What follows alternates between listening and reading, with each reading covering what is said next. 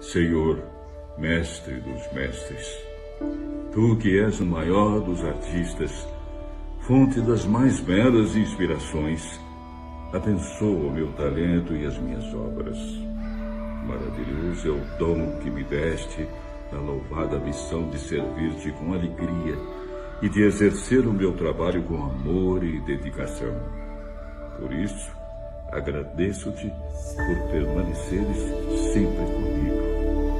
Dá-me equilíbrio entre razão e emoção, humildade e sabedoria para me aperfeiçoar.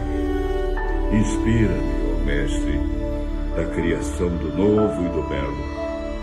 Protege também todos os artesãos e artistas em suas carreiras e gêneros. Faz com que as minhas obras contribuam para a construção de teu reino e que eu prospere, seguindo teus desígnios pelos caminhos gloriosos da arte e amor ao próximo.